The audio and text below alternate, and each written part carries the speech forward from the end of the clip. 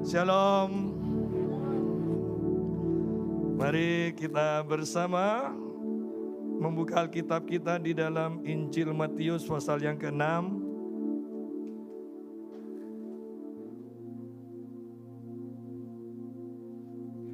Injil Matius pasal yang ke-6 ayat 25 sampai 34. Ini ayat-ayat yang sangat sederhana karena ini bulan Natal, jadi kita mengupas firman yang sederhana, yang menyenangkan, yang memberi pengharapan. Ya, walaupun saya sebetulnya ingin supaya kita terus membangkitkan manusia roh kita, melatih manusia roh kita, sehingga kita akan terus menguasai keadaan, bukan dikuasai oleh keadaan. Matius pasal yang ke-6 ayat 25, karena itu aku berkata kepadamu, janganlah khawatir akan hidupmu, akan apa yang hendak kamu makan atau minum, dan janganlah khawatir pula akan tubuhmu, akan apa yang hendak kamu pakai. Bukankah hidup itu lebih penting daripada makanan, dan tubuh itu lebih penting daripada pakaian?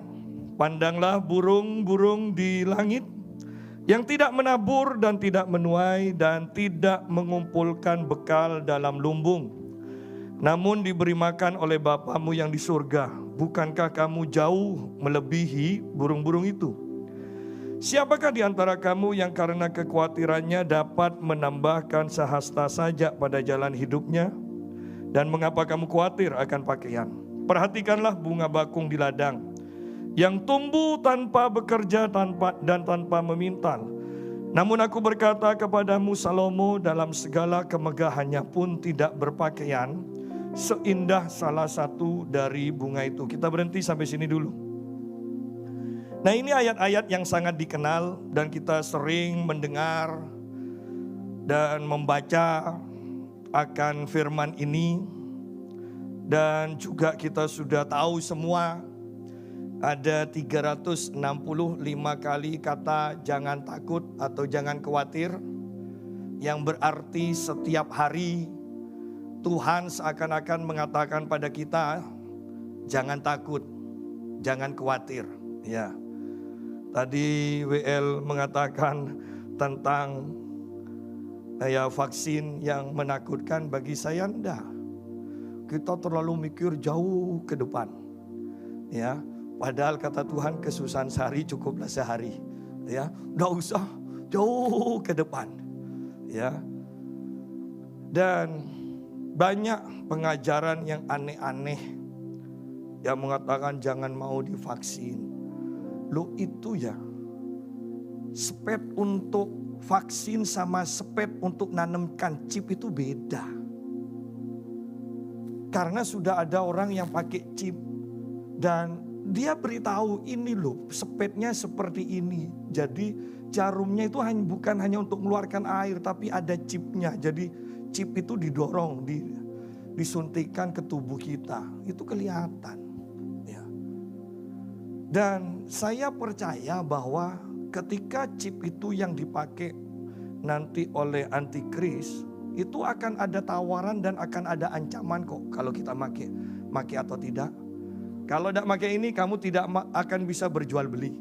Nah, pasti akan ada ancaman seperti itu, sehingga di sanalah iman kita, keputusan kita itu menentukan apakah kita mau pakai karena tidak akan beli, ya, tidak akan pakai karena tidak akan bisa beli kalau tidak pakai, atau kita tidak pakai karena kita percaya dan mengasihi Tuhan.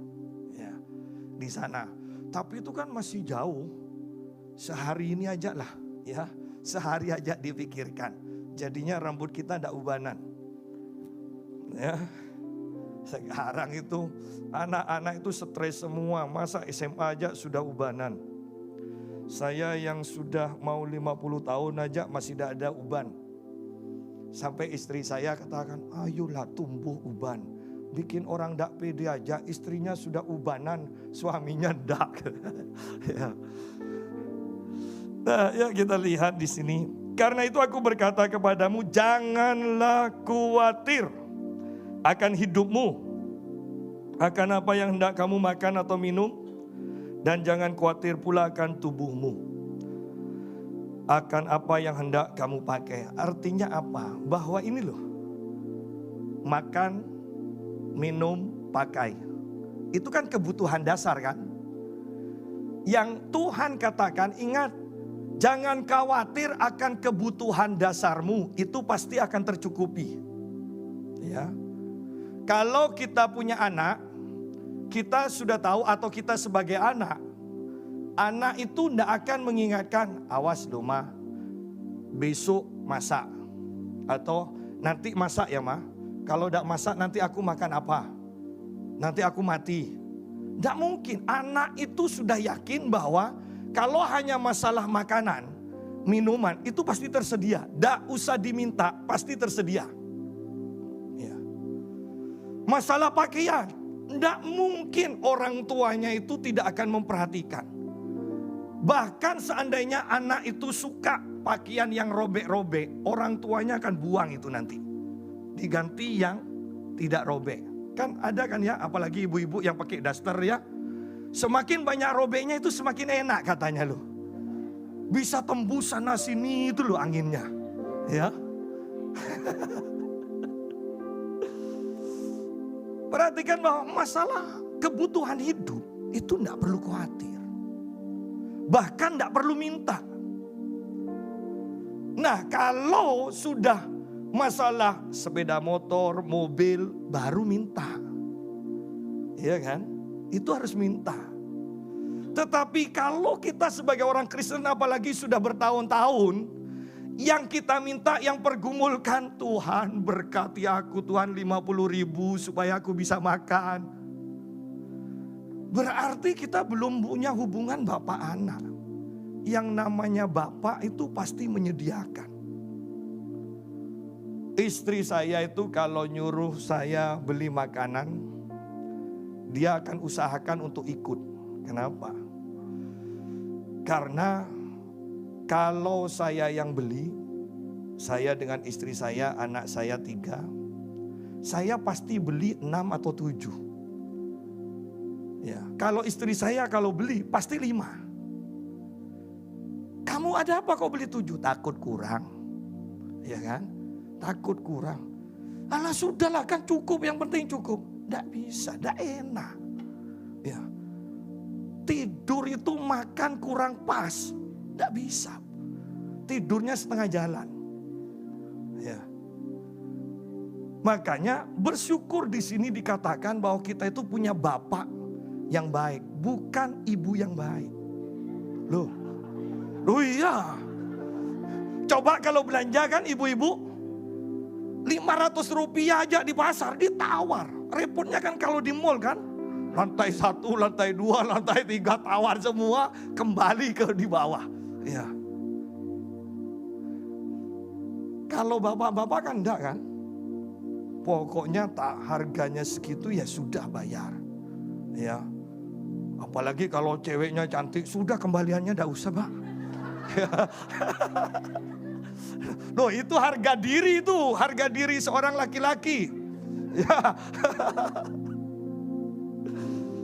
Ya. Bersyukur kita punya bapak yang baik. Bapak yang artinya adalah sumber. Bapak itu artinya sumber, penyedia. Ya.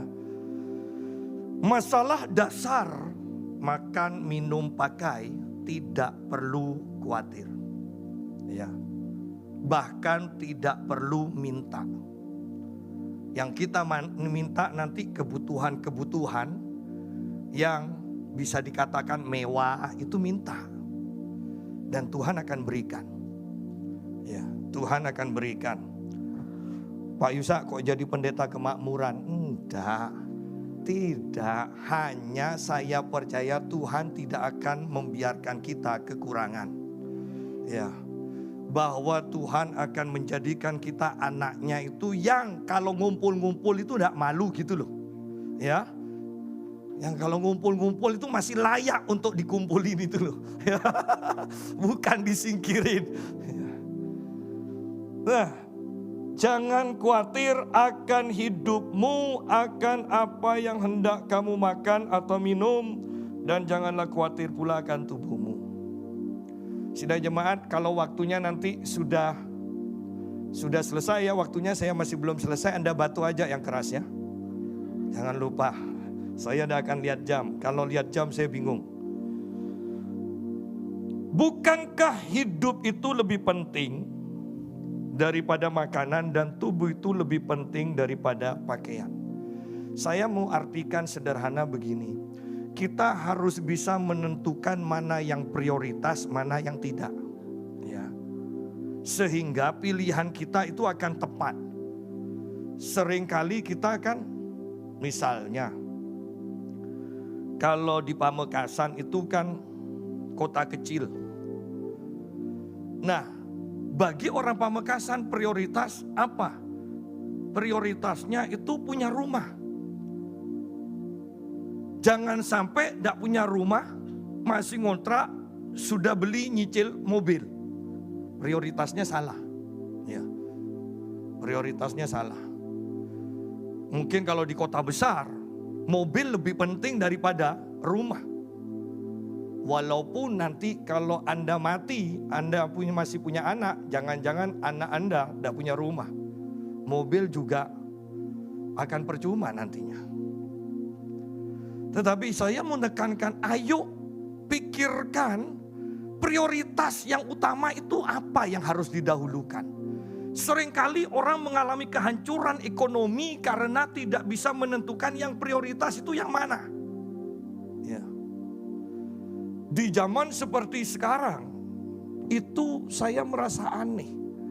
Saya ini banyak ditelepon oleh jemaat Tuhan yang mengalami masalah keuangan, kebangkrutan, bahkan sampai tidak bisa bayar anaknya sekolah.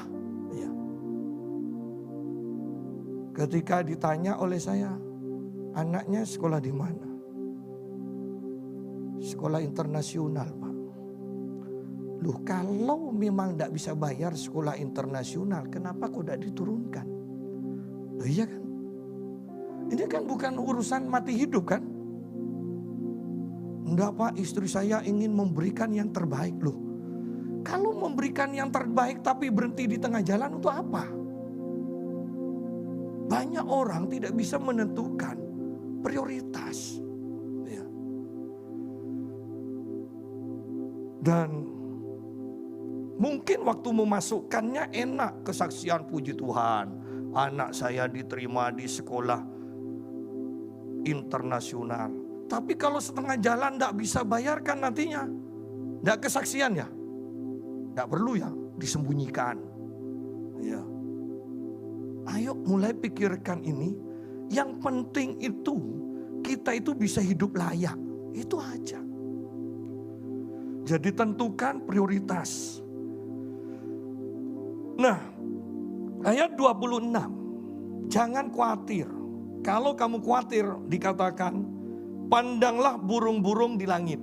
Nah, pandanglah burung-burung di langit yang tidak menabur dan tidak menuai dan tidak mengumpulkan bekal dalam lumbung, namun diberi makan oleh Bapamu yang di surga. Bukankah kamu jauh melebihi burung-burung itu? Loh, burung-burung itu loh dikasih makan oleh, dikatakan, bukan disebutkan dikasih makan oleh Tuhan, tidak. Burung-burung di udara dikasih makan oleh Bapakmu itu loh di surga, oleh Bapak kita. Kalau Bapak kita itu memberi makan burung, apalagi kita sebagai anaknya. Iya kan? Coba bayangkan, ibu-ibu, bayangkan kalau bapak-bapak suami Anda itu memberi makan burung, tetapi anaknya tidak dikasih makan. Wah, itu perang dunia itu. Ya, perang dunia. Ya. Loh, kadang kalau orang Madura ya, saya lucu loh. Saya lucu. Tapi saya senang di Madura itu. Tidak pernah takut COVID. Ya, jadi kalau harus pakai masker itu harus dipaksa, harus didenda. Kalau enggak, mereka mana COVID? Ya, kalau orang Madura katakan kakanji corona noh. Artinya apa? Makan itu corona. Apa kok dimakan corona? Iya, kopi, rokok, nasi.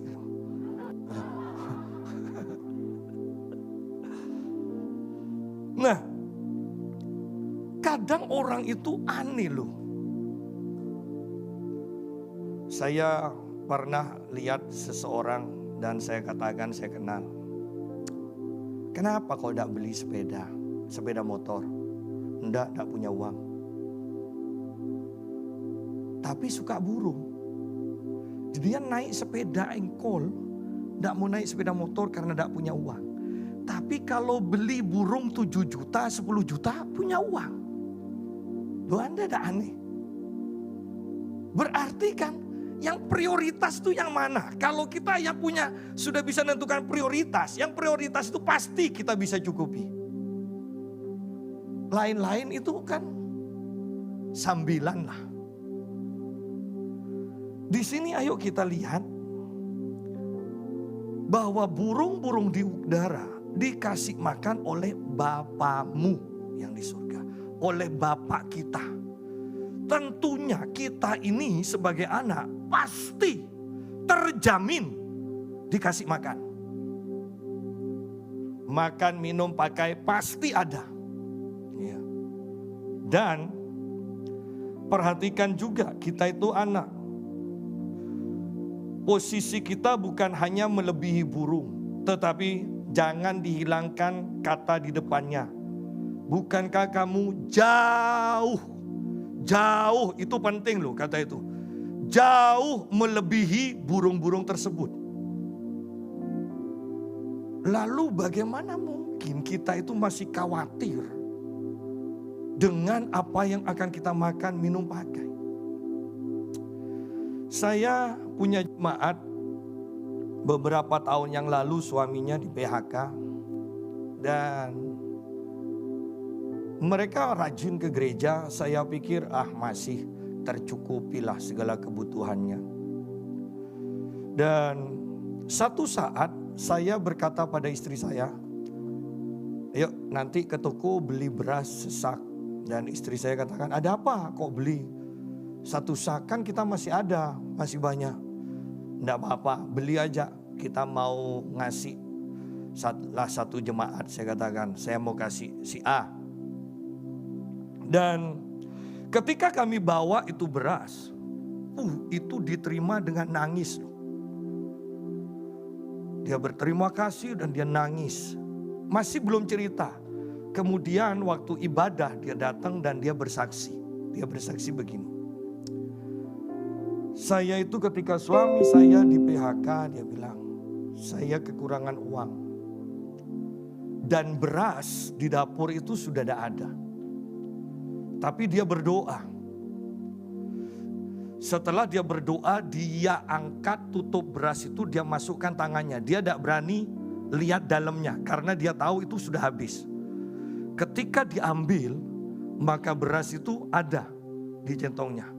Setiap hari dia ambil beras itu dan sebelumnya dia berdoa.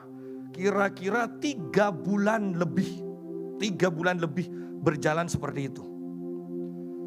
Gasnya juga dia tidak beli.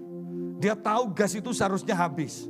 Sampai dia katakan, kalau saya lewat dapur, tidak mau masak, hanya lewat, saya tidak berani noleh. Kenapa? Saya lihat tempat beras habis berasnya, gas itu habis gasnya. Saya tidak berani noleh. Dia bilang.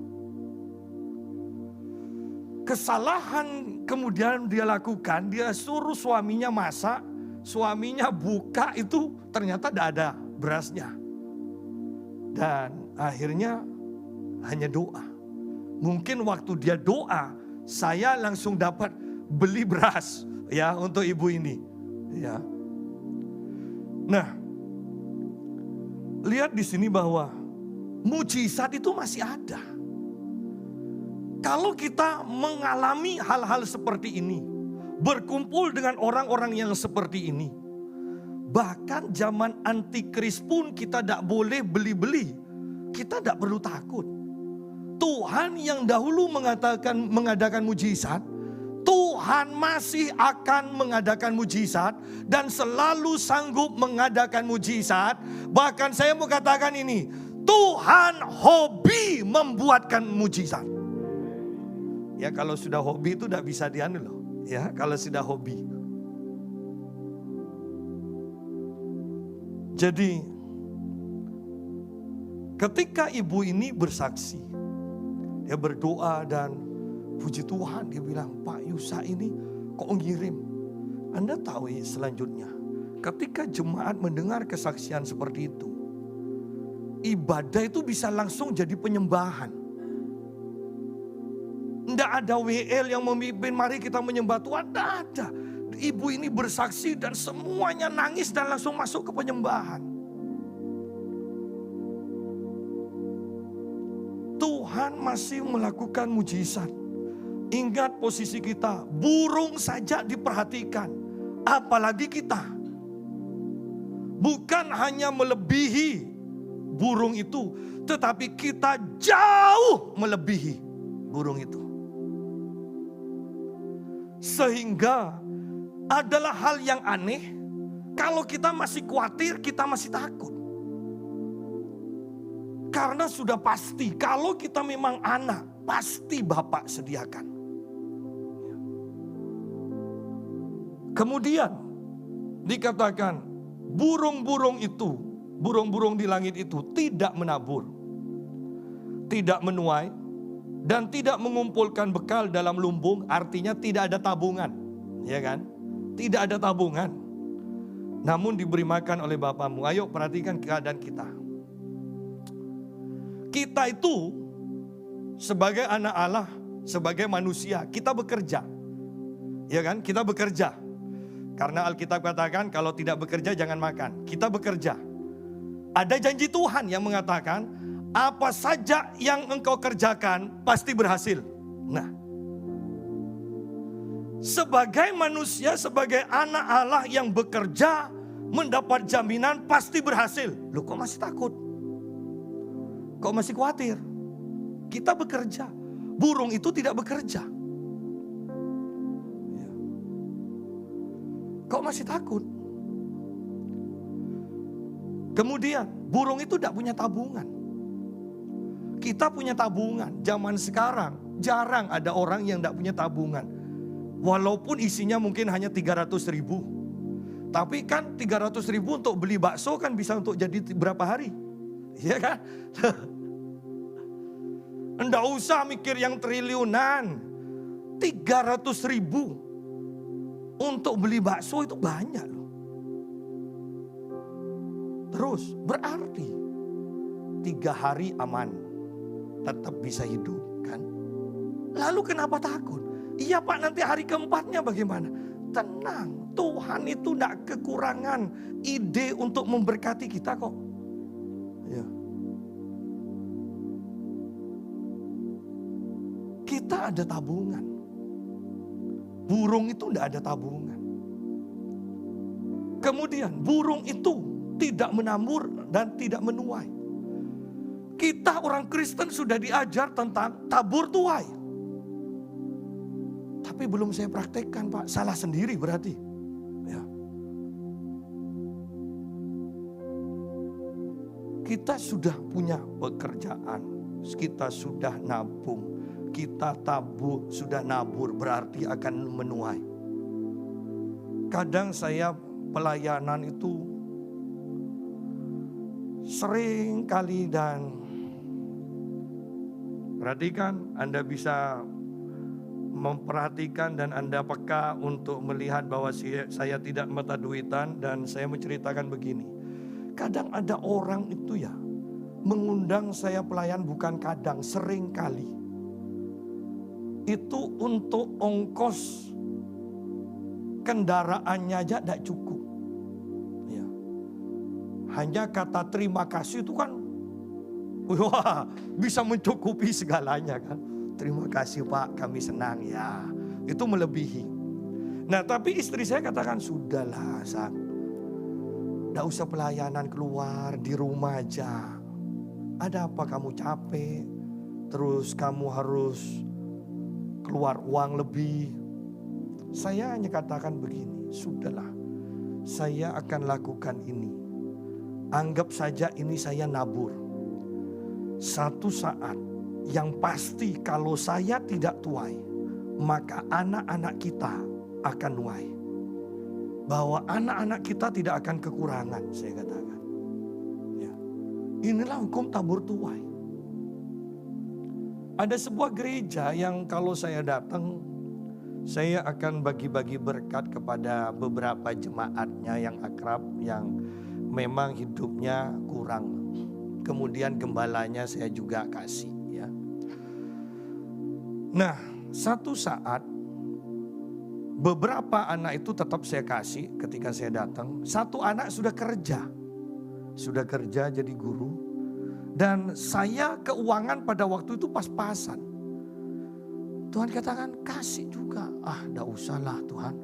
Orang sudah kerja Tuhan. Kadang ya kita itu pelit enggak terasa loh ya. Ya. Tapi enggak tahu waktu itu saya lagi pelit-pelitnya. Ya. Mikir orang sudah kerja, alasannya banyak dan masuk akal loh. Ingat loh, walaupun masuk akal belum tentu benar ya di hadapan Tuhan. Sudah kerja Tuhan, ada apa dikasih. Ya.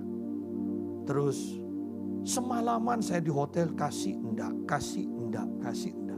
Kemudian agak licik saya katakan ke Tuhan, kalau besok saya di stasiun, anak ini datang ke stasiun, ya nganter saya, ya. Saya kasih. Dan biasanya kalau dia mau ketemu saya pasti telepon. Ini enggak. Kan aman kan posisi? Aman. Ternyata datang. Ya datang. Saya kasih. Enggak banyak kok, 300. Ya. Sudah. Saya pulang naik kereta, saya sampai Surabaya, saya turun dari kereta. Saya dapat WA, Pak Yusa, saya kirim berkat. Sudah tadi malam saya itu sudah bingung. Tuhan ingatkan saya untuk ngasih Pak Yusa berkat. Ini sekarang, tadi malam sudah bingung. Saya juga tadi malam bingung. Saya berpikir begini, itu kalau tidak dikasih pagi itu, saya pulang turun dari kereta di Surabaya pasti tidak nerima juga. Lo enak loh. 300 saya terima transferan 13.500.000. Lu kan enak kan? Saya tidak mau katakan Pak Yusa ini kan main judi sama Tuhan. Enggak. Saya tidak ada niat seperti itu. Tetapi perhatikan, ini loh hukum tabur tuai. Ya, ini hukum tabur tuai. Oleh karena itu jangan pernah takut. Mau dalam keadaan krismon bagaimanapun tahun depan. Anda perhatikan, mungkin Anda akan kenal orang-orang yang kaya dan itu adalah teman Anda. Orang itu akan hancur, orang itu akan jatuh perekonomiannya. Akan banyak yang seperti itu. Ya.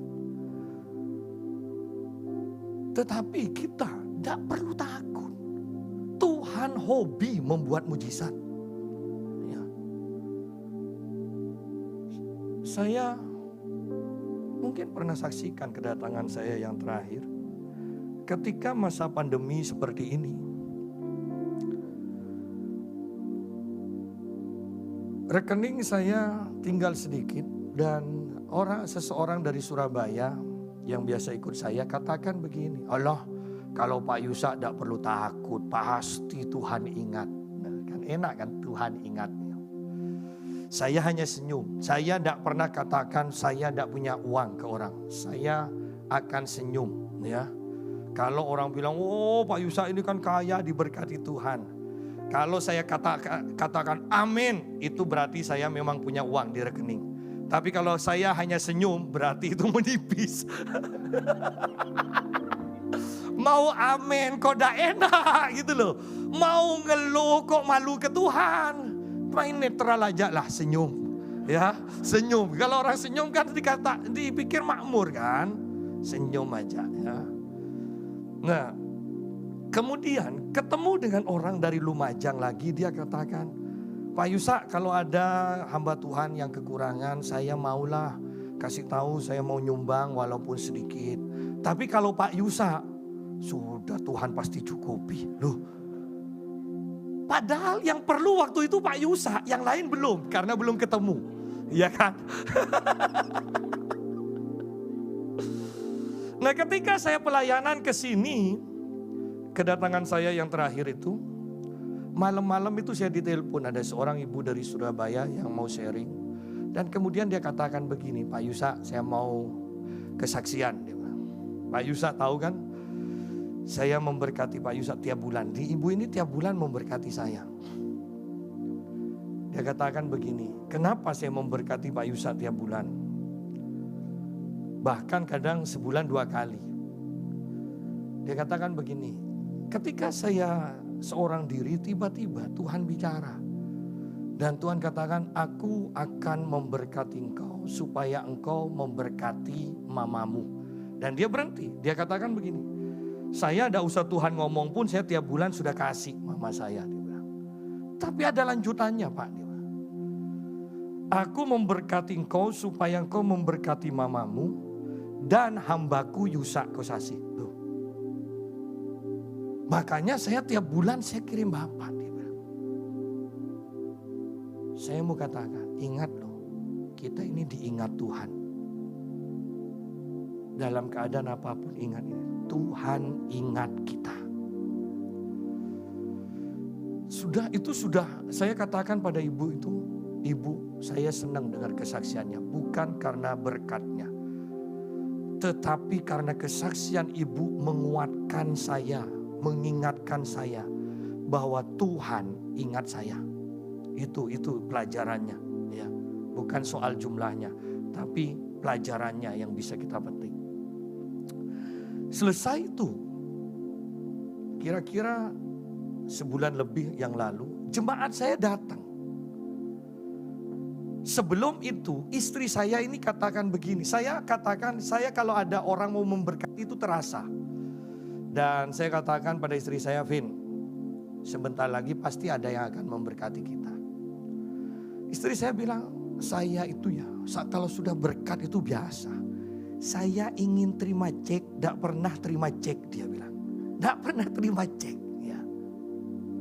Kan tidak mungkin kan 300.000 kan kalau cek ya. Tidak mungkin lah. Ya. Nah, kembali kalau saya itu tidak yakin, saya itu tidak pernah aminkan. Saya senyum. Ya. Ya. Karena keadaan di Pamekasan memang tidak memungkinkan untuk apalagi lihat modelnya jemaat kan. Tidak mungkin lah. Ya. Nah, satu jemaat datang pada saya. Begini, dan dia katakan begini, Pak Yusak, bos saya bukan orang Kristen. Ketemu sama saya mungkin seumur hidup hanya 2 kali, tidak pernah ngomong. Lebih tua dan saya hanya katakan ya, hanya 2 kali. Dan dia tanya ke jemaat saya, masa pandemi seperti ini, pendetamu bagaimana? Masih tetap jalan keluar? Oh masih, walaupun tidak sering. Tidak tahu ya, saya kok ingat pendetamu. Saya ingat pendetamu. Nah, lalu saya ingin memberkati. Kira-kira segini cukup atau enggak? Ya terserahlah kata jemaat saya. Enaknya kontan atau bagaimana? Jangan kontan. Kan itu kan soalnya mau dititipkan ke jemaat saya kan. Jangan kontan, saya enggak enak. Dia bilang. Akhirnya dia keluarkan cek, dia tulis cek. Dan ketika itu orang itu jemaat saya katakan, ini Pak Yusak ceknya. Saya terima, saya kasihkan pada istri saya. Istri saya bilang, aduh, memang tidak ada yang mustahil, senangnya istri saya itu loh, ya. Terima cek. Lumayan dapat sepeda motor kan lumayan kan, daripada dapat es dawet, ya. Lumayan. Tetapi kembali soal jumlah saya tidak terlalu tertarik, tetapi yang saya tangkap, Tuhan ingat saya, itu loh. Tuhan ingat saya. Dari orang yang bukan orang Kristen. Orang yang kalau ke gereja itu Katolik mungkin. Itu pun belum tentu setahun sekali. Ya. Tapi dikatakan bisa ingat. Nggak pernah omong-omong loh. Bisa ingat. Lalu kalau kita sudah punya pengalaman seperti ini. Kita sudah diajar sedemikian rupa dengan pengajaran seperti ini. Lalu kenapa masih takut? Masih khawatir. Bahkan yang mengingatkan kita sekarang ini adalah Tuhan Yesus sendiri. Janganlah kamu khawatir. Loh, masih kurang. Kalau Paulus yang ngajar kita, mungkin wah sama-sama manusia. Ini Tuhan sendiri yang ajar. Janganlah kamu khawatir. Betapa luar biasanya. Tuhan ingat kita. Ingat kita bekerja dan ada jaminan bahwa kita akan berhasil. Ya. Kita punya tabungan. Jadi untuk hari ini aman. Walaupun tabungan kita tinggal 200.000, minimal hari ini aman. Ya kan? Urusan besok Tuhan aja bilang kesusahan sehari cukup sehari, sudah. Ya. Kemudian kita sudah nabur. Kita sudah nabur. Pada waktu kita butuh, pasti kita akan nuai. Ya. Jadi dengan hal ini saja, seharusnya kita sudah tidak khawatir. Ya. Ayat 27. Siapakah di antara kamu yang karena kekhawatirannya dapat menambahkan sehasta saja pada jalan hidupnya? Jelas ayat ini sederhananya mengatakan kekhawatiran itu tidak berguna. Tidak ada manfaatnya. Kalau kita khawatir bisa sembuh dari sakit, marilah kita khawatir bersama-sama. Ya kan? Kalau dengan khawatir kira terus ada nasi rames ada di depan kita, marilah kita khawatir. Dan sering-seringlah khawatir. Ya kan? Tapi di sini dikatakan, tidak akan nambah sesuatu pun, saya sederhanakan. Sedikit kebaikan saja tidak bisa nambah dengan adanya kekhawatiran itu. Malah yang ada dengan khawatir, ya, kita menjadi punya sakit stroke, ya kan? Dengan khawatir ada penyakit, dengan khawatir tidak berani keluar rumah, dengan khawatir bahkan tidak berani ke gereja. Bahkan pendeta-pendeta pun sekarang banyak yang hidup dalam ketakutan dalam zaman pandemi ini. Saya tidak menganjurkan kita ceroboh. Hati-hati, ya tetap. Tetapi jangan takut. Jangan khawatir. Bahkan, ini bukan omongan orang beriman. Saya mau katakan begini. Kalau toh akhirnya sama-sama kena, khawatir, sudah menyembunyikan diri di rumah, akhirnya kena. Lebih baik kalau sama-sama kena, sudah jalan-jalan di mall aja lah. Kalau sama-sama kena kan? Loh enggak Pak, kalau di rumah Pak. Loh, tapi Anda punya pembantu atau enggak? Kalau masih punya pembantu berarti ada kemungkinan kena juga kan? Lalu ya seharusnya yang harus kita lakukan, bangkitkan iman kita dong. Saya punya kenalan, beberapa kenalan. Ketika tidak ada COVID gini, wah imannya itu luar biasa loh. Tetapi ketika sudah COVID melanda, kemudian kenalannya meninggal karena COVID, kenalannya meninggal. Lama-lama orang-orang tersebut takut juga. Setiap hari saya diperhatikan oleh mereka. Pak Yusa, hati-hati. Kalau bisa jangan keluar pelayanan. Pak Yusa hati-hati. Jangan tumpang tangan. Pak Yusa hati-hati. Ya mereka baik. Tetapi yang saya mau tanyakan. Apakah ini iman? Ketika kita takut, secara otomatis Anda tidak bertindak dan tidak bisa bertindak bersama-sama iman. Itu loh. Ketika Anda beriman, Anda tidak akan takut. Tetapi seringkali kembali orang-orang yang pandai Alkitab itu mengatakan, tidak takut Pak. Hanya kita itu tidak keluar pakai hikmat. Tidak takut pakai hikmat sekarang. Ya. Padahal itu sebenarnya ketakutan. Dan saya mau katakan orang seperti itu licik.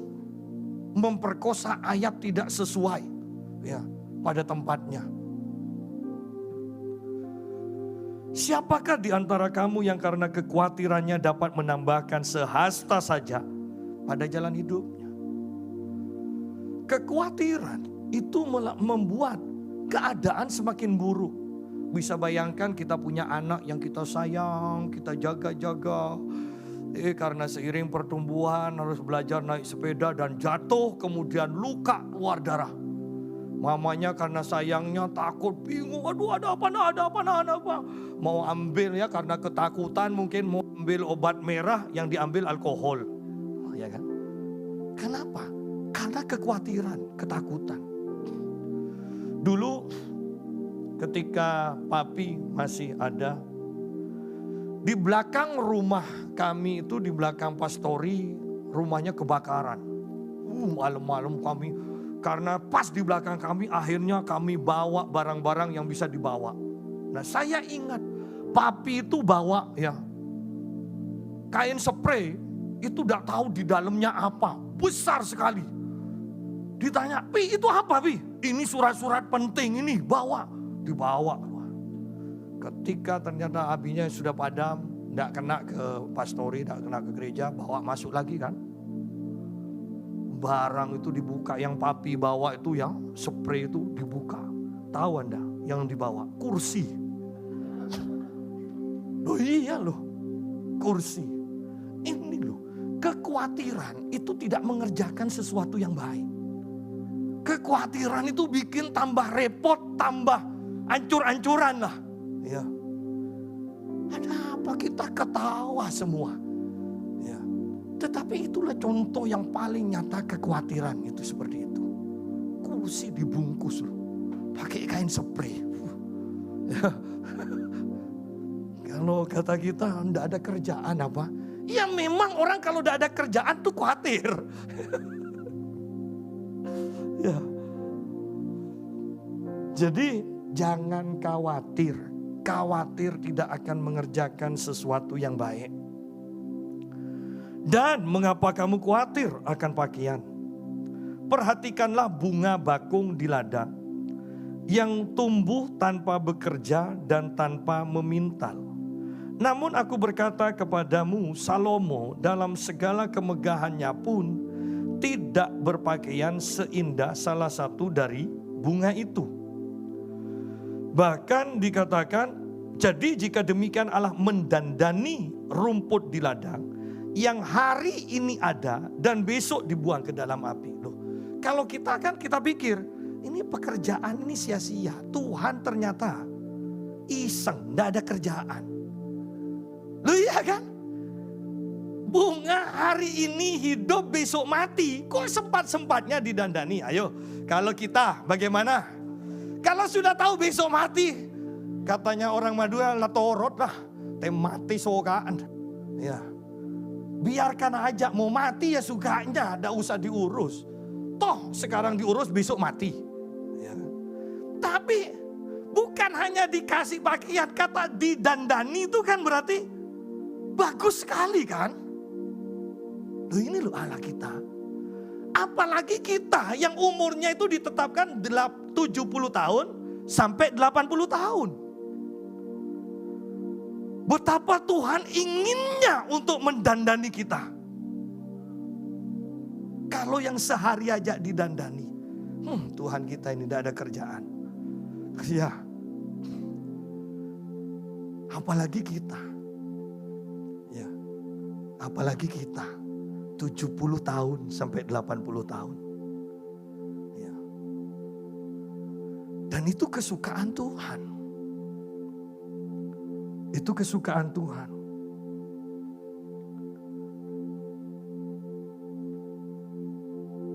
Bahkan Salomo saja dikatakan, namun aku berkata kepadamu, Salomo dalam segala kemegahannya pun tidak berpakaian seindah salah satu dari bunga itu. Sehebat-hebatnya kita memenuhi apa yang kita butuhkan sendiri dengan kekuatan kita. Saya mau katakan, akan lebih indah karya Tuhan dalam hidup kita. Akan lebih indah mujizat yang Tuhan kerjakan dalam hidup kita yang kita nikmati. Dan sekarang ayat 30 mengatakan, jadi jika demikian Allah mendandani rumput di ladang, yang hari ini ada dan besok dibuang ke dalam api, tidakkah Ia akan terlebih lagi mendandani kamu, hai orang yang kurang percaya? Kalau orang yang kurang percaya saja didandani, apalagi kita orang yang percaya. Kalau orang percaya didandani, apalagi kita anak yang dikasihinya. Tidak ada alasan untuk meragukan bahwa Allah mengasihi kita. Bahkan saya mau katakan tidak ada alasan untuk khawatir. Pak Yusa, namanya manusia ya pasti khawatir. Tidak mungkin tidak punya rasa khawatir. Saya mau katakan begini, seandainya kita setiap hari membaca, merenungkan firman Tuhan, memenuhi hati dan pikiran kita dengan firman Tuhan, yang isinya selalu janji-janji yang menyenangkan, janji-janji yang memberi pengharapan, janji-janji Tuhan yang akan menguatkan kita. Tidak mungkin kita itu masih punya khawatir, tidak mungkin.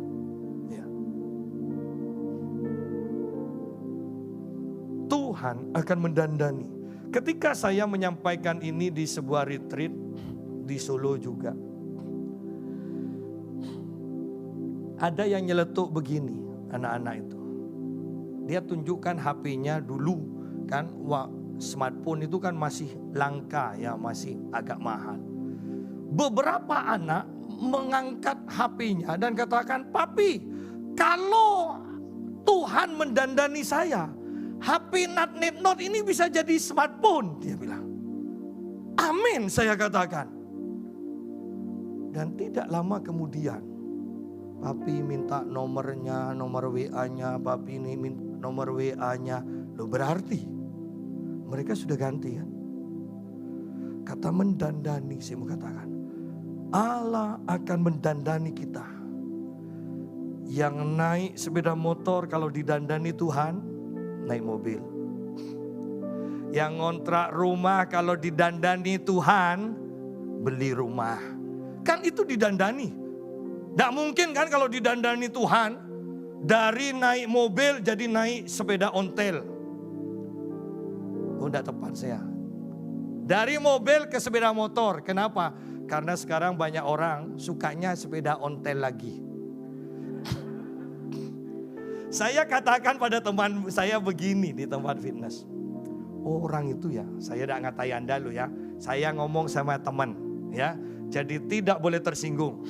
Saya hanya ceritakan omongan saya ke teman saya. Saya katakan, kamu itu loh, kok tambah stres ya? Loh, maksudnya apa Om? Loh, kamu itu sudah punya sepeda motor, naik sepeda motor. Sekarang dari sepeda motor, naik sepeda engkol. Kalau dulu saya sekolah itu naik sepeda engkol, inginnya naik sepeda motor. Ya. Saya punya sepeda motor, inginnya mobil. Lu kamu sudah naik sepeda motor enak-enak kok pakai sepeda. Kan stres. Oh iya juga ya. Iya juga. Dan dia bawa omongan saya ini ke kantornya juga. Wah, teman-temannya bilang kurang ajar katanya. Kurang ajar, untung kan enggak bilang ke saya kurang ajar kan. Kalau bilang ke saya kutuk jadi kodok. Banyak orang stres, tetapi mari kembali. Tuhan akan mendandani kita. Secara karakter bisa dulu pemarah, sekarang sabar. Tuhan mendandani kita. Dulu sakit-sakitan, sekarang sembuh dan sehat. Tuhan mendandani kita. Dulu kekurangan, sekarang cukup bahkan memberi kepada orang lain. Tuhan mendandani kita. Bahkan kalau orang mau nikah kan, kalau sudah didandani, itu pipinya yang lobang-lobang aja di aspal. Iya, di aspal. Ya. Pencahayaan diatur sedemikian rupa supaya fotonya bagus. Sama kok kalau Tuhan mendandani. Dan saya percaya kalau Tuhan mendandani permanen. Kalau orang nikah kan nanti kalau sudah di kamar berubah lagi kan. Iya. Iya, kalau sama Tuhan permanen. Banyak orang katakan, ya namanya orang hidup seperti roda yang berputar. Kadang di atas, kadang di bawah. Saya bilang jangan sampai direm kalau lagi di bawah. Ya, kalau direm habis kita. Saya percaya perjalanan kita orang benar seperti cahaya fajar terus menjadi semakin terang sampai rembang tengah hari. Bukan sampai senja loh ya. Kalau senja itu redup lagi. Ya. Sampai rembang tengah hari, sampai puncak. Ketika kita sampai puncak, Tuhan panggil kita. Ya. Jadi, persiapkan diri kita untuk didandani Tuhan. Bukan karena keadaan baik-baik saja. Kita didandani Tuhan karena Tuhan selalu baik. Saya percaya mau sehancur apapun perekonomian, untuk masalah makan, minum, pakai, kita tidak akan kekurangan. Tidak akan.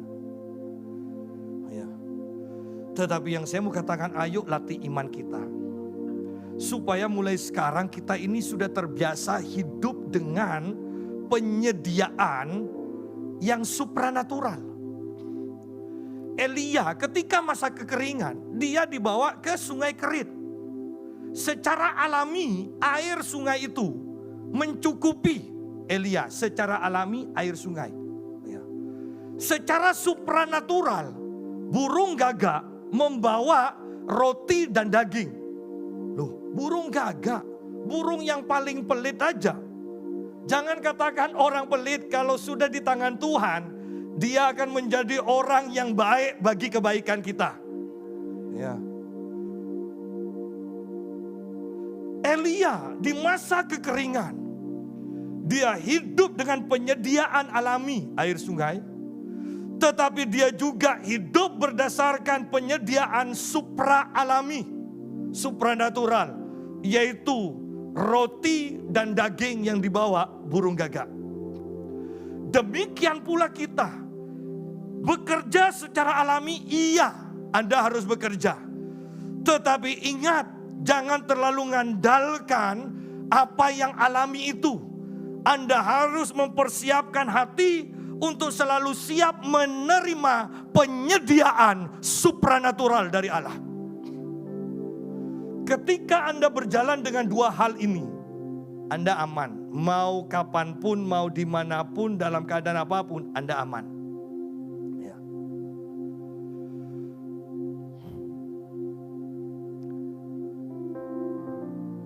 Ayat 31. Sebab itu, janganlah kamu khawatir dan berkata, apakah yang akan kami makan, apakah yang akan kami minum, apakah yang akan kami pakai. Kalau Anda, tadi kita bahas jangan khawatir. Kalau, tanda kutip ya saya. Kalau terpaksa khawatir, terpaksa khawatir. Bahasanya saya bikin agak lucu aja. Kalau tidak bisa ditahan Anda untuk tidak khawatir, ya khawatir silahkan aja lah. Ya. Tetapi jangan sampai terucap dari mulut kita. Ketika itu terucap, setan tahu kita khawatir. Dan dia mempunyai tempat, dia mempunyai alasan untuk menghancurkan kita. Karena ucapan kita tentang kekhawatiran itu. Ketika kita khawatir dan kita tetap gayanya tenang-tenang aja, setan tidak tahu bahwa kita khawatir. Dan dia takut sama orang yang kelihatannya tenang. Ya. Oleh karena itu di sini dikatakan, sebab itu janganlah kamu khawatir dan berkata. Jangan sampai keluar perkataan bahwa engkau khawatir, engkau bingung besok makan apa dan sebagainya. Apakah yang akan kami makan? Apakah yang akan kami minum? Apakah yang akan kami pakai? Lu kembali yang dikatakan di sini. Lu ini masalah dasar, ini masalah kecil. Bapak pasti cukupkan. Kuasai perkataan kita. Ucapkan sesuai dengan firman Tuhan. Kenapa saya selalu tekankan? Ucapkan sesuai dengan firman Tuhan. Firman Tuhan namanya firman Tuhan. Mau diucapkan Tuhan atau diucapkan orang percaya, firman itu punya kuasa untuk mencipta.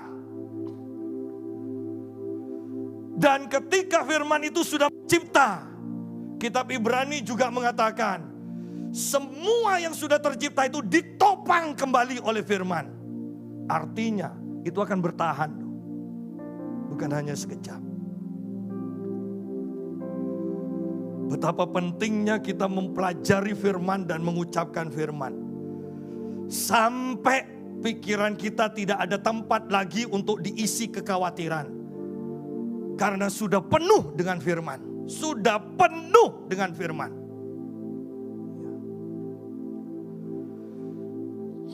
Ayat 32. Semua itu dicari bangsa-bangsa yang tidak mengenal Allah. Akan tetapi Bapamu yang di surga tahu. Bapamu yang di surga tahu bahwa kamu memerlukan semuanya itu. Lo Bapak tahu. Dan dia bukan Bapak yang kejam. Kalau Bapak sudah tahu, dia pasti sediakan. Bapak di surga tahu apa yang kita butuhkan. Dan dia menyediakan apa yang kita butuhkan itu.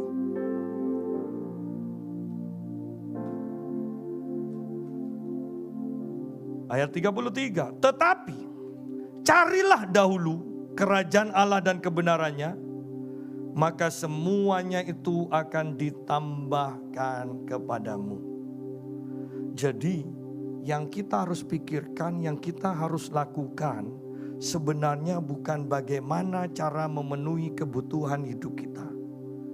Yang harus kita lakukan adalah cari dahulu kerajaan Allah dan kebenarannya. Sudah saya sederhanakan. Sebelum kita melakukan aktivitas, berdoalah. Pelajari firman Tuhan. Sebelum melakukan aktivitas, bersekutu terlebih dahulu dengan Tuhan. Sederhananya ayat itu seperti itu. Ya. Daripada saya jabarkan kerajaan Allah begini-begini, ya kan? Kebenaran begini-begini, sudahlah. Sederhananya bangun tidur sebelum melakukan apa-apa, cari Tuhan, berdoa, baca Alkitab. Berdoa, baca Alkitab. Berdoa, baca Alkitab. Sampai firman itu diwahyukan. Sampai firman berbicara pada kita. Maka hari itu hidupmu berdasarkan firman yang dihidupkan itu loh. Bahwa ada jaminan. Dengan firman itu hidupmu aman. hidupmu aman. Carilah dahulu kerajaan Allah dan kebenarannya, maka semua yang dibutuhkan akan ditambahkan kepadamu. Semua yang dicari bangsa-bangsa akan ditambahkan. Ya. Bukankah luar biasa? Ayo saya tanya kembali, sudah sering saya tanyakan. Yang bangun setiap hari jam 4 pagi untuk berdoa loh ya, bukan untuk kencing kemudian tidur lagi. Ayo dong. Masa hanya 1, 2. Yang lainnya jam 3. Masa ada. Jam 5. Oh lumayan. Ya. Tapi kalau jam 5 sudah matahari terbit harus kembali ke 4:30 ya. Karena Tuhan Yesus pun berdoa ya, ketika hari masih gelap. Ya, ketika hari masih gelap. Mana diberikan ketika hari masih gelap. Ketika matahari terbit, mana itu mencair. Pemazmur yang kita sangat suka mengatakan, aku akan membangunkan fajar. Ya. Dan saya mau katakan, walaupun banyak hamba Tuhan mengatakan, doa tidak harus pagi. Itu hamba Tuhan sudah mulai malas. Sudah diberkati jadi tidak bisa bangun pagi. Dia buat doktrin sendiri. Ya.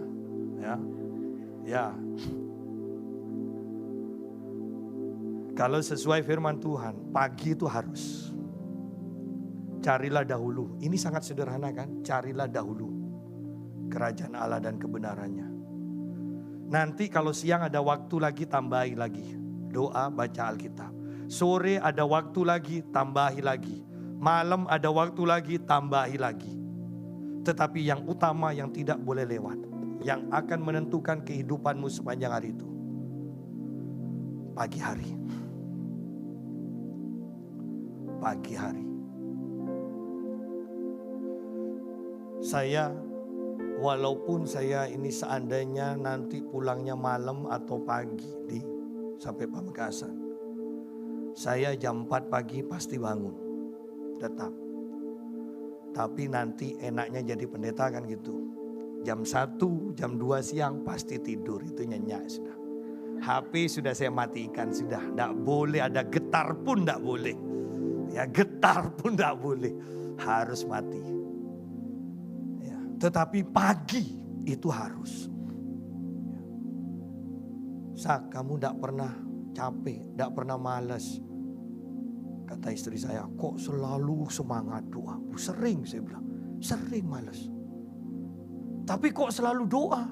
Kalau istri saya itu pasrah. Oh iya, istri saya itu pasrah. Ya. Sering nunduk seperti orang taat gitu loh. Ya. Seperti orang. Iya. Tapi tidak ada suaranya. Nanti suaranya aneh. Ya. Seperti singa yang mengaum-ngaum. Ya. Saya katakan sering. Lalu kok tidak ketiduran? Loh kamu lihat. Kalau saya doanya saya sambil jalan-jalan di kamar. Berarti saya itu lagi ngantuk. Loh iya. Kalau saya sudah teriak-teriak sambil angkat tangan. Berarti saya lagi males doa. Kalau Anda bisa bayangkan kalau kita ngantuk. Kemudian tidurnya nyender. Tubuh agak diturunkan sedikit. Ya kan ditarik kan. Posisi kasih bantal sedikit. Itu enak itu. Doa itu. Ya. Dalam waktu 5 menit hilang sudah. Tapi kan perasaan kita kan doa kan. Kok cepat waktu. Kamu tidur? Enggak, orang rasanya doa kok. Ya. Minimal kan diawali doa dan diakhiri doa kan.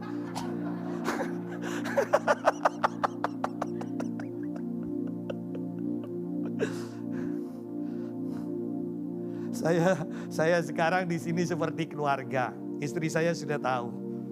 Kalau sudah seperti keluarga, saya bisa agak ngelucu sedikit. Kalau enggak, selesai pulang terima amplop pulang sudah.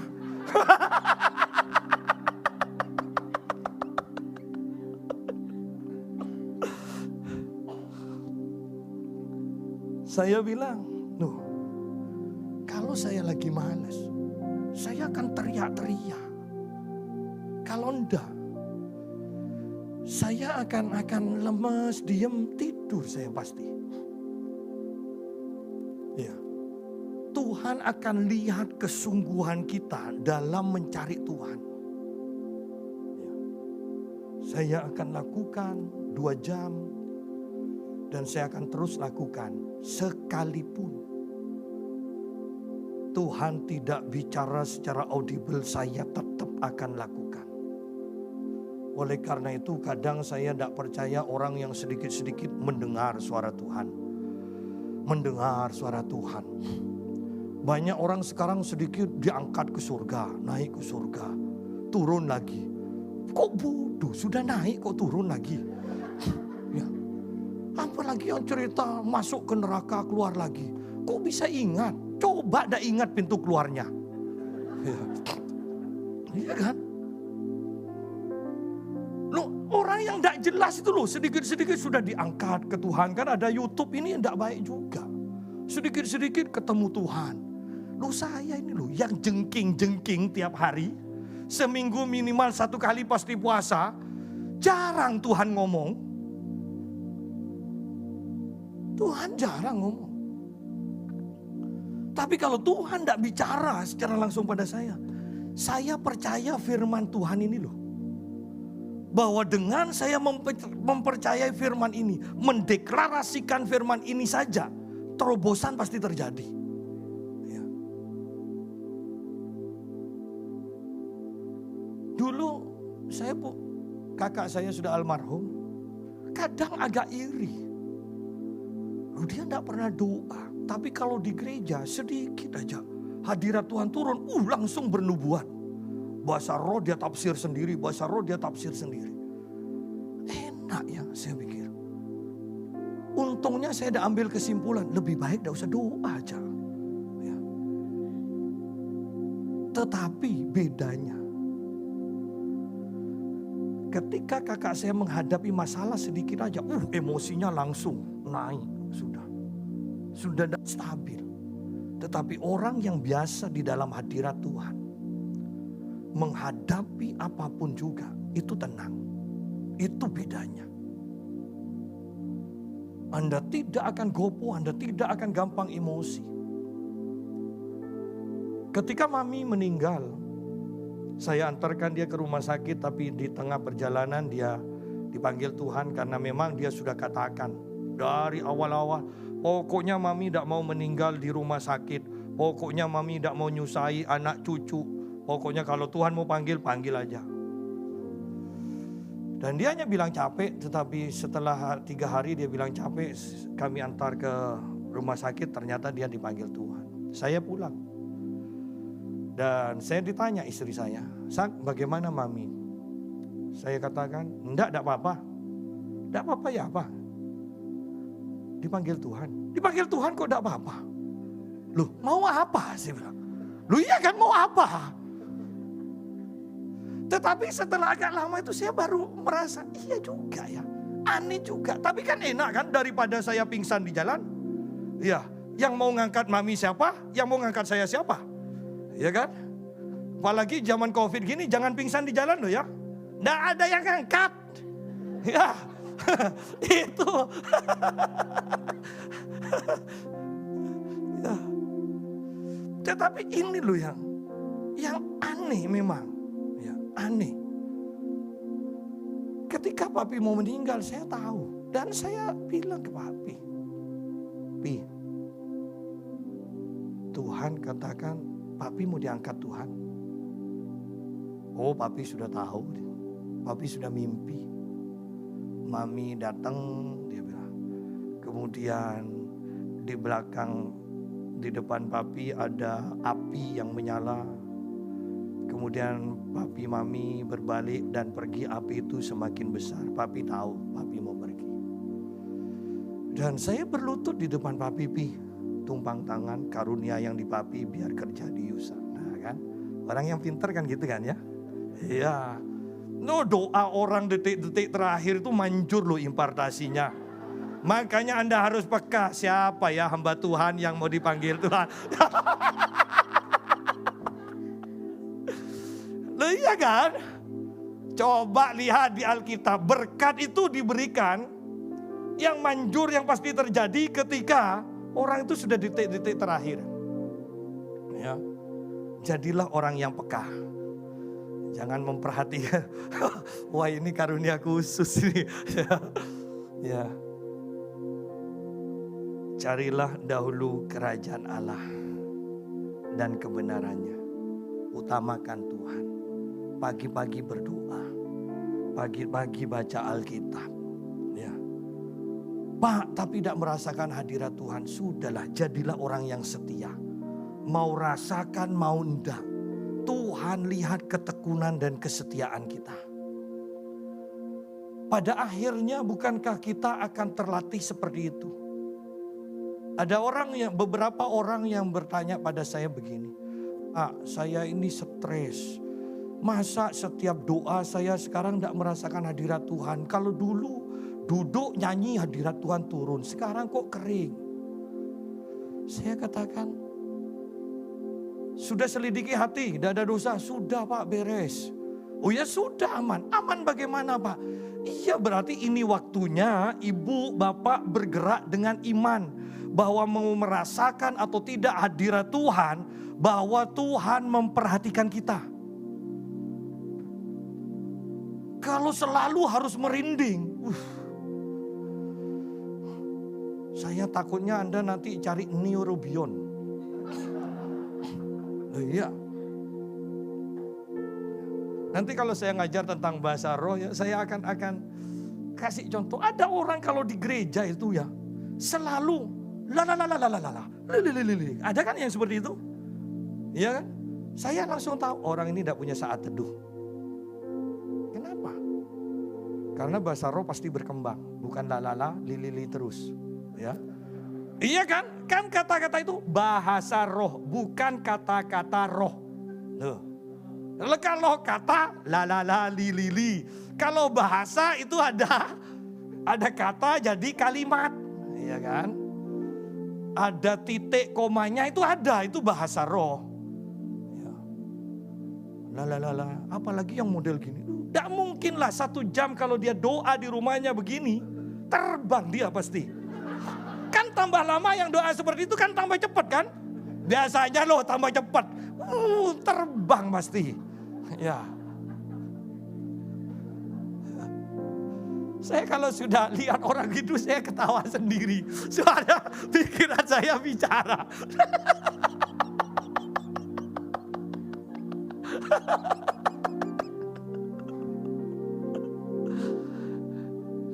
Orang itu semakin lama akan semakin tenang. Semakin tenang. Ya. Ayat 34. Sebab itu kembali janganlah kamu khawatir.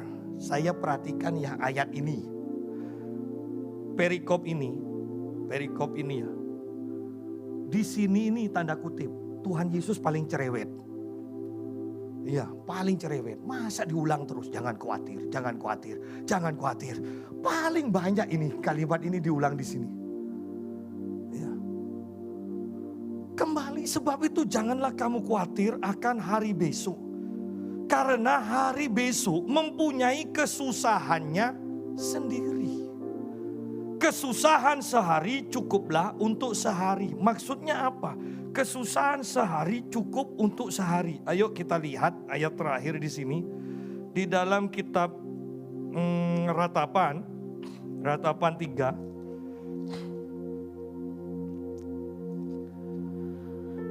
Ayat 22 dan 23. Tak berkesudahan kasih setia Tuhan, tak habis-habisnya rahmatnya, selalu baru tiap pagi, besar kesetiaanmu.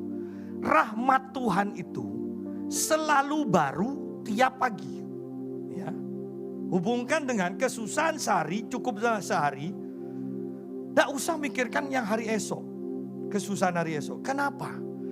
Karena rahmat Tuhan itu baru setiap pagi.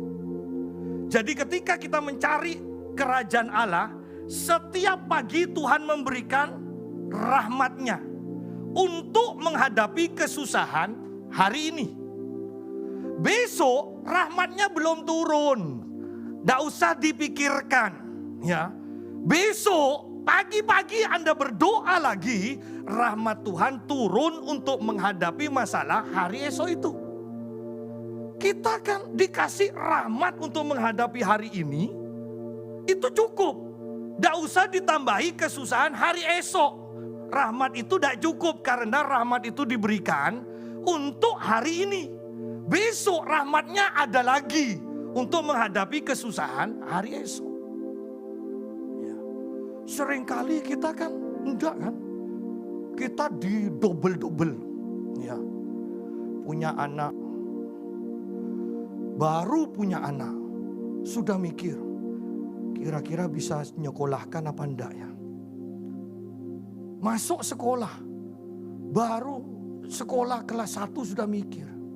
Dengan gaji segini kira-kira bisa mengkuliahkan anak atau enggak. Loh, baru masuk kuliah, belum belajar. Kira-kira dapat kerja apa enggak nanti kalau lulus. Sudah dapat kerja, kira-kira dapat jodoh apa enggak. Sudah kawin, kira-kira punya anak atau enggak. Kok lama, apa panjang sekali. Alkitab pikir, bilang jalani. Cari Tuhan. Terima rahmat-Nya setiap pagi. Engkau mendapat kekuatan untuk menjalani hari itu. Besok pagi cari Tuhan lagi. Engkau bisa menjalani hari itu. Hidup kita akan selalu tergantung dan terhubung dengan Tuhan. Tidak bisa lepas. Kalau sekali Tuhan kasih rahmat-Nya cukup untuk 5 tahun. 5 tahun lagi kita datang ke Tuhan lagi. Jangan tiap hari. Iya kan? Makanya setiap hari. Berikan kami rejeki makanan kami pada hari ini. Secukupnya. Secukupnya. Kita kan enggak kan? Kita ini terlalu sombong di hadapan Tuhan. Tuhan kasih secukupnya, enggak Tuhan aku diet. Loh, kalau porsi saya jangan setengah piring, itu enggak cukup. Iya kan? Iya kan Pak Markus? Kata cukup itu bisa yang satu piring, yang lain 2 piring, cukup. Ya. Jadi ayo belajar menjadi penerima yang baik. Tuhan kita baik. Rahmat-Nya selalu baru setiap pagi. Apakah kita mampu dan mau menerima rahmat-Nya setiap pagi itu? Keputusan ada di tangan kita. Rahmat-Nya selalu baru setiap pagi. Dan engkau akan cukup untuk menyelesaikan semua masalah. Sehebat apapun hari itu engkau akan selesaikan. Besok kita akan terima rahmat yang baru. Dan tidak ada yang perlu kita khawatirkan. Tuhan tidak pernah lupa cara mengadakan mujizat. Tuhan hobi untuk mengadakan mujizat. Apa yang Tuhan pernah lakukan dahulu, Tuhan akan lakukan lagi sekarang dan yang akan datang. Dan dengan berlipat-lipat kali ganda. Tuhan memberkati kita semua. Mari kita berdoa. Tuhan, kiranya firman-Mu ini menghancurkan setiap pekerjaan roh jahat atas hidup kami yang membuat kami khawatir, yang menipu kami melalui pikiran kami bahwa kami dalam keadaan bahaya, kami akan dilanda kelaparan, kami akan dilanda kehancuran.